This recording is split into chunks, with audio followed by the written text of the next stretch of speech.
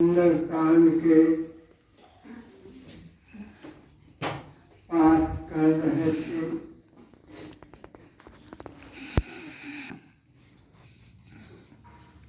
इसके सारांश में यही मूल मंत्र है,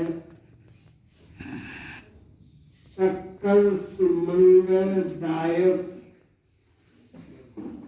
रघुनायक गुणगान,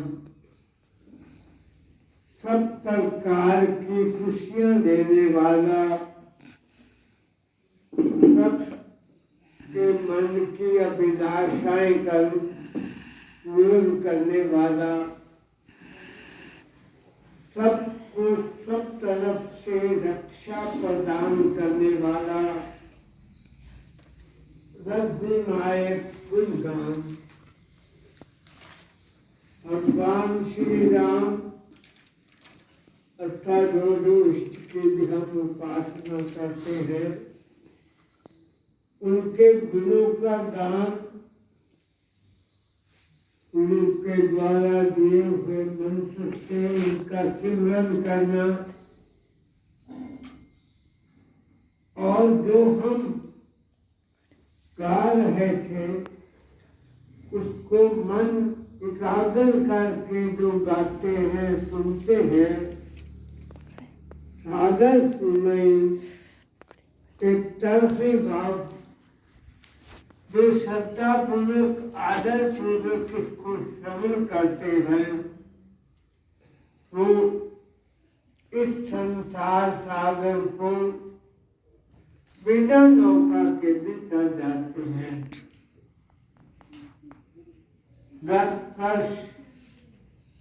ये जो आज आखिरी दिन है 2023 का, इसमें जो हमने सुखपूर्वक जीवन जिया, तदर्थ प्रभु की कृपा का, प्रभु का एहसान मानकर उसको धन्यवाद देते हुए ये आयोजन रखा। प्रभु की कृपा से जिससे गत वर्ष हमने अपने जीवन की यात्रा को पूर्ण किया,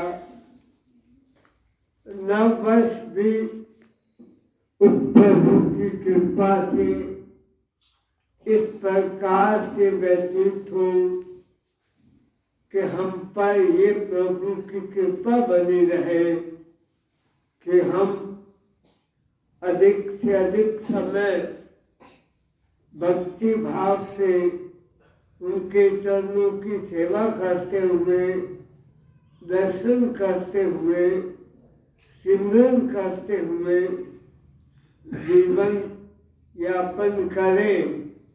यही हमारे जीवन की सबसे बड़ी उपलब्धि है, जिसके लिए प्रभु ने हमें यह मानुष्य शरीर दिया है कि हम अपने जीवन का अधिक से अधिक समय उनके चरणों के अंदर समर्पित करके जिए।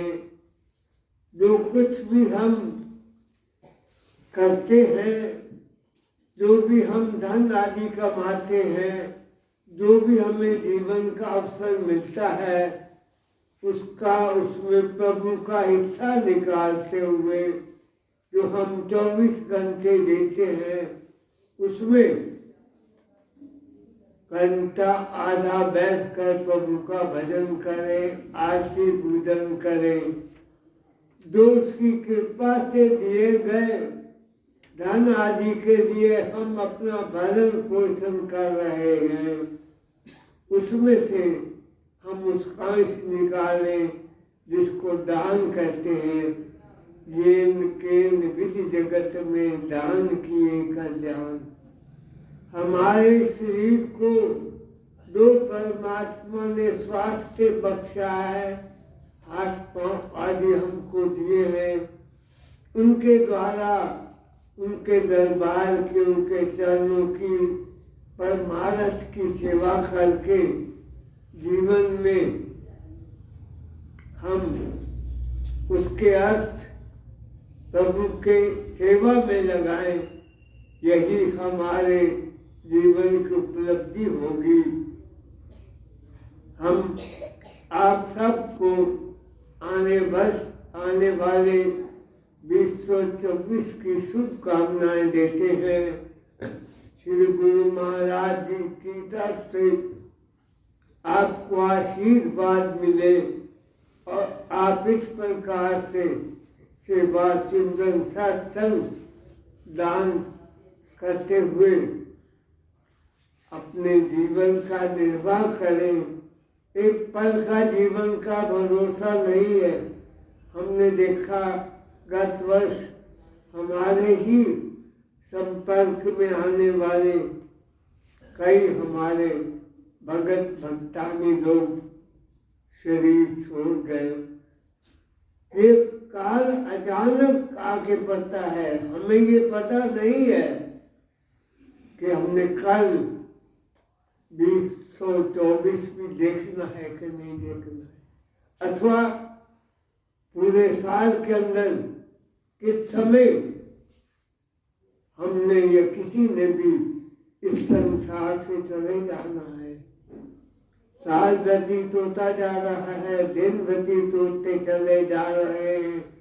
उसी के साथ हमारे जीवन के क्षण, जीवन का समय अर्थात हमारी उम्र रूपी तेल जलकर हमें ये जीवन शक्ति मिली हुई है, उसका हम सदुपयोग करें। प्रभु के चरणों में समर्पण करते हुए प्रातः उसका वंदन करें, सिमरन करें, भजन करें। दिन भर उसके सिमरन में ओत-प्रोत रहते हुए बार बार उसको सिमरन करते हुए जीवन जिए। सायंकाल शयन से पहले हम उस प्रभु का सिमरन करते हुए शयन करें कि प्रभु आपका धन्यवाद है, आपने कृपा की है, हमने आज का दिन जिया है।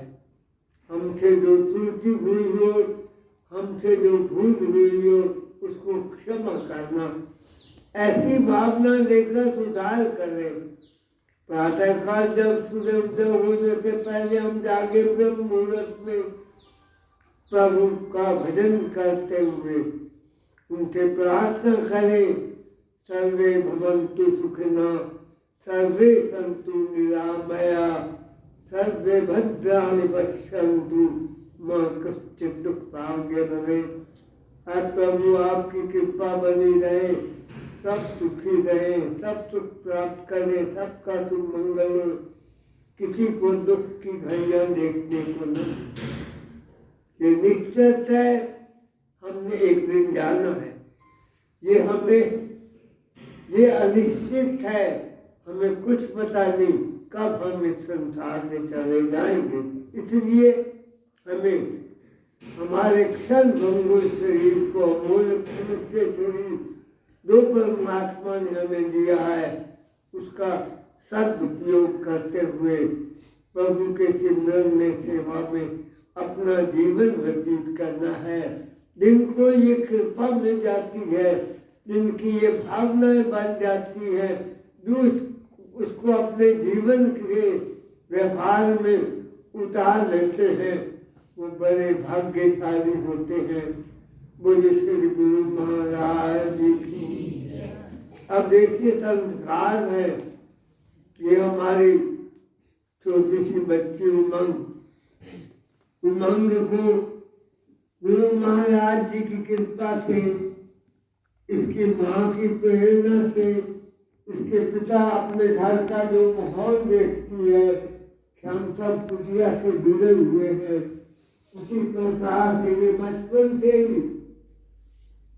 आंखें खोली गुरु महाराज जी के दरबार के अंदर, गुरु महाराज जी के चरणों में। अभी